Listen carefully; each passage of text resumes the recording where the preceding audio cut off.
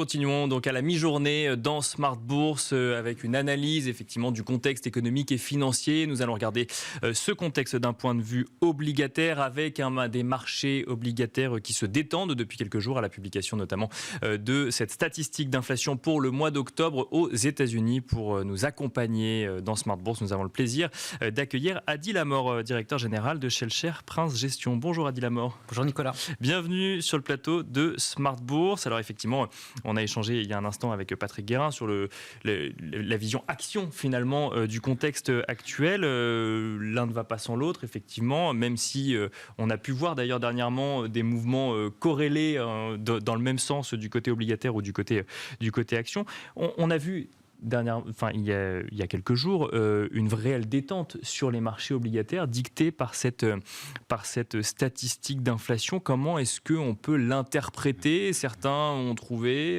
la réaction des marchés exagérée. Est-ce que c'est la façon dont vous l'avez vécu ? Alors effectivement, le tournant quand même qu'on a eu les dernières semaines, c'était cette statistique sur l'inflation américaine qui a détendu, comme l'avait très bien expliqué Patrick, les marchés actions. Voilà, qui a redonné un peu de valorisation et de momentum positif. De facto, ça s'est répercuté sur les marchés obligataires souverains ou même crédit. D'accord. Ouais. Donc, quand on parle marché obligataire, et surtout au niveau du crédit, il y a toujours deux composantes. Il y a la partie taux sans risque, donc liée au taux souverain, Bien sûr. et la partie réellement de la prime de risque de crédit entreprise qui a corrélé au marché action. Là, ce qu'on a constaté, c'est deux effets concomitants. D'une part, la baisse des taux souverains, et d'autre part, la baisse des primes de risque crédit. Donc, notre perception, c'est que évidemment, il y a eu une réaction un tout petit peu exacerbée, parce que c'était un chiffre qui était inattendu, et dans un marché aussi volatile finalement. Inattendu, mais tellement attendu en même temps. Aussi rapidement, et avec un écart tel par rapport au consensus qui était pricé, ça a été une surprise. En tout cas, c'est l'interprétation que moi j'en ai aujourd'hui. Bien sûr. Oui, non, mais je veux dire attendu dans le sens où les marchés n'attendaient que ça finalement, qu'on voit effectivement un effet de la politique monétaire de la Fed. Tout à fait, mais il y a un point qui est fondamental aussi. Aujourd'hui, on a une réserve fédérale américaine finalement qui dirige un petit peu ce qui se passe dans le monde, en tout cas sur les marchés financiers. Voilà, en termes de politique monétaire, etc. Et aujourd'hui, la logique d'une Fed qui regarde uniquement les données pour décider des actions qu'elle va prendre, de facto, ça induit de la volatilité. Bien sûr. Et quand on a un chiffre qui surprend positivement, on a des surréactions. Un chiffre qui surprend négativement, des surréactions dans l'autre sens. Donc notre perception aujourd'hui sur le marché obligataire, en tout cas crédit et surtout européen, c'est qu'il y a de la détente sur la partie prime de risque crédit. On profite aussi de la baisse des taux souverains, mais finalement, un point qui est essentiel à garder en tête aujourd'hui, c'est qu'on a des rendements qui sont redevenus très positifs. Voilà. On a des rendements qui sur le crédit entreprise. Sur le crédit entreprise. Pour vous donner quelques chiffres, aujourd'hui, le crédit de qualité en Europe, ce qu'on appelle l'investment grade, en moyenne, on est à peu près à 4,5 de rendement. Je pense qu'on retrouve une vertu qu'on n'avait pas vue depuis plusieurs décennies sur le marché obligataire. On a du rendement positif et qui est récurrent. Avec un risque de crédit, quand on parle d'entreprise investment grade, donc vraiment de la très bonne qualité, un risque de crédit qui est contenu. Sur le haut rendement, la partie un peu plus risquée, on est en moyenne aux alentours de 8 à 8,5, et même sur la meilleure partie à 7.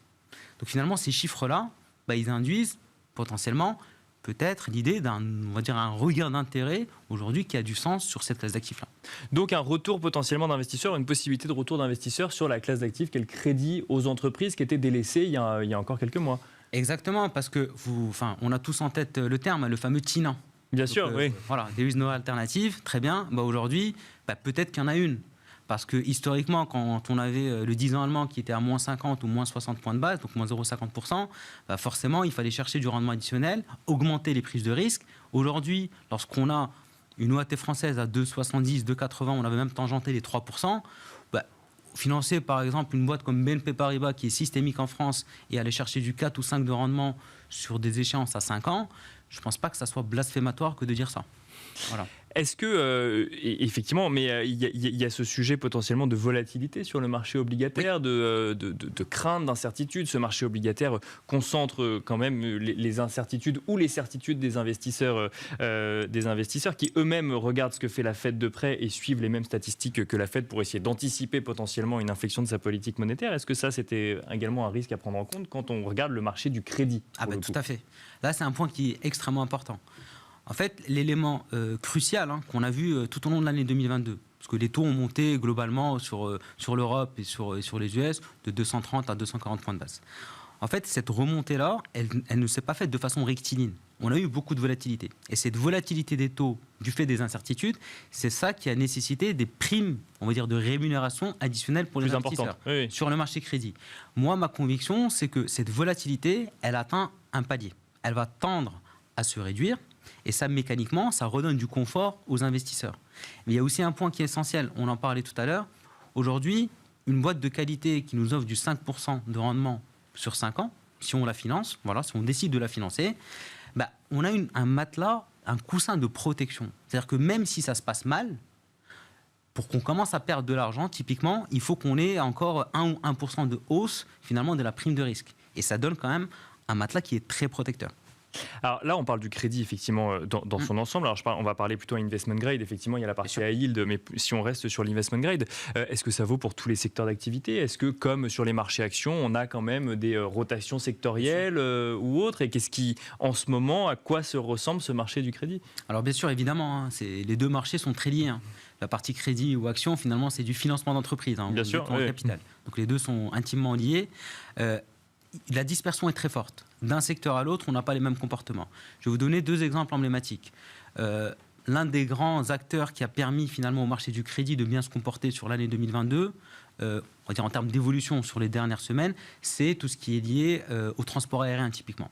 Les compagnies aériennes, avec on va dire, le post-Covid, si je puis dire, il y a eu des résultats et finalement des situations bilancielles qui se sont nettement améliorées sur cette année-là.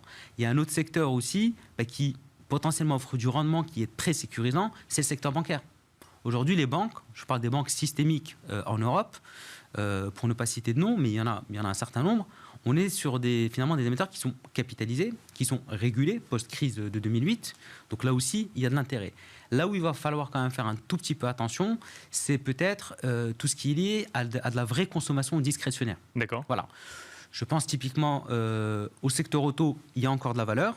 Mais forcément, à un moment donné, avec la hausse des intrants, la hausse des coûts, etc., et sur le marché des semi-conducteurs, les chaînes d'approvisionnement ne sont pas encore complètement normalisées, il peut y avoir un impact finalement sur le chiffre d'affaires qui va être finalement ce qui va se refléter pour la personne qui finance ce secteur-là. Donc, pour résumer, oui, il y a de la dispersion. Il faut traiter les choses vraiment de façon très sélective, au cas par cas. Il y a à boire et à manger. Il y a des secteurs qui sont plutôt bien positionnés, d'autres qui le sont un peu moins. Mais il n'y a pas, on va dire, de catastrophe en vue. Ça, c'est ma conviction. Même question qu'à Patrick Guérin tout à l'heure. La réouverture de l'économie chinoise a-t-elle un impact, selon vous, ou va-t-elle avoir un impact sur le marché du crédit? Oui, alors, la réouverture de l'économie chinoise, et je reprends le terme qu'évoquait Patrick, il faut être très, très précautionneux quand on parle d'ouverture en Chine ou de réouverture. On a vu, quand on a raccourci le délai de la quarantaine, forcément, ça a été très bien accueilli par le marché. Maintenant, la Chine, en supposant même qu'il y ait une réouverture, il y a du bon et du moins bon. Et il y a du bon pour la croissance et la consommation, finalement. Mais il y a un point qui est fondamental, c'est le côté inflationniste. La réouverture de la Chine, sur le pétrole, sur les matériaux de base, etc. On le voit sur les métaux, d'ailleurs, effectivement. Alors, il n'y a peut-être pas que la réouverture de la Chine, mais ça joue, oui. Ça joue, effectivement. Donc, il peut y avoir un effet ciseau. Voilà, il faut faire attention à cela. Maintenant, mécaniquement, moi, aujourd'hui, ce que je pense avec mes équipes chez Schaeffler Prince, c'est que la réouverture de la Chine aura plus un impact positif que négatif. Parce que globalement, sur le marché du crédit européen, notamment, un peu moins aux US, mais ce n'est pas lamentable, loin de là, on a des fondamentaux qui se sont améliorés. La solvabilité est meilleure qu'il y a plusieurs mois, par des résultats qui ont été bons et par des bilans qui sont plutôt assainis.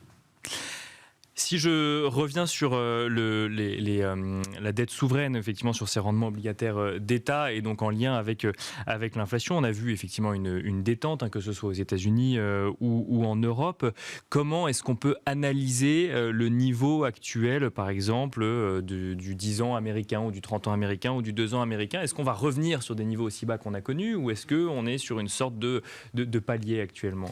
Alors, moi, ce que je pense, c'est que vous l'avez évoqué tout à l'heure, Nicolas, c'est-à-dire qu'au niveau du 10 ans américain, on a atteint un pic à 4,30, 4,40, etc. Voilà, ça a été, je pense, un palier qui a été touché et qu'on n'a pas retouché depuis. Je pense que l'ère des taux négatifs ou proches de zéro est derrière nous.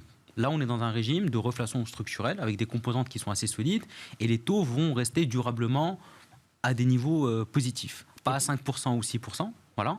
Par contre, un 10 ans américain aujourd'hui, hier on était à un moment donné à 3,65, etc., ou 3,80, en tout cas entre 3,50 et 4%, ça me paraît être un rythme tendanciel sur lequel on va se situer. Voilà. Donc il ne faut pas envisager qu'avec une réduction de l'inflation en lien avec la politique monétaire de la Fed, on retrouve un niveau de taux qu'on a connu il y a 1 an par exemple, ou il y a 2 ans. Non, ça fait partie de la normalité d'avant. Exactement, ça c'est le monde d'avant. Le monde d'aujourd'hui fait que on doit vivre avec des taux qui sont élevés. C'est un nouveau monde que beaucoup d'investisseurs n'ont pas connu d'ailleurs. Voilà. Bien sûr, oui. Un monde à taux positif, ça peut paraître très étrange, mais c'est la réalité d'aujourd'hui. Parce que même l'inflation, finalement, avant qu'elle revienne à 2 ou 2,5 ou 3%, ça va prendre beaucoup de temps. Beaucoup de temps. Voilà. Même le chiffre du CPI américain qui était sorti, quand on analyse en détail, il y a des composantes certes qui décélèrent, et ça décélère, mais on est loin d'un niveau proche de 3 ou 4%. Voilà. Tendanciellement, on se dit que on devrait arriver assez rapidement à 4% parce qu'il y a des composantes typiquement qui sont retardées. Je pense à l'immobilier américain. Bien en sûr, l'occurrence, complètement. Voilà, les prix ont augmenté de 40% depuis la crise du Covid. Forcément, les loyers ne baissent pas encore. Ça va arriver, mais ça va prendre du temps. Donc, on va rester dans un rythme d'inflation qui va mettre du temps à se normaliser. Et de facto, ça implique des niveaux absolus de taux d'intérêt qui sont élevés. Par contre, le point qui est central, il faut qu'on ait plus de visibilité sur la politique de la Réserve fédérale américaine. Et ça, je pense que c'est en train de se dessiner progressivement. Est-ce que selon vous, dernière question, Adi Lamort, on a quand même dépassé ce pic d'inflation aux États-Unis ? J'ai l'impression que oui, quand on analyse un petit peu tous les chiffres, et on en parlait en préambule avant que l'émission ne commence, mais il faut faire très attention aux chiffres, mais quand on agrège un petit peu tout ce qu'on peut analyser, calculer, etc., on a l'impression que le pic est derrière nous.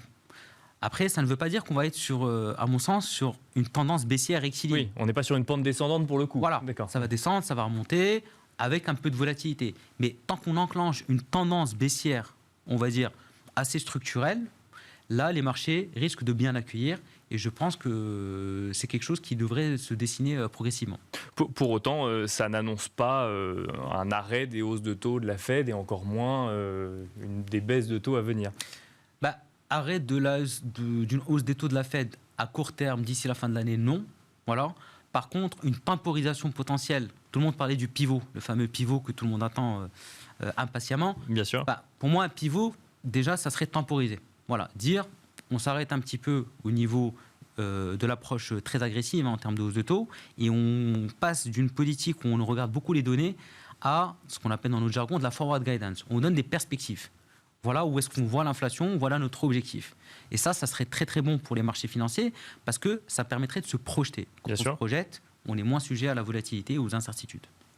Eh bien, on finira là-dessus. Merci beaucoup, Adi Lamort, d'être venu sur le plateau de Smart Bourse à la mi-journée. Je rappelle que vous êtes directeur général de Shell Cher Prince Gestion. Merci à vous également de nous avoir suivis en direct sur Bismart à la mi-journée. Et je vous donne rendez-vous ce soir à 17h pour la grande édition de Smart Bourse.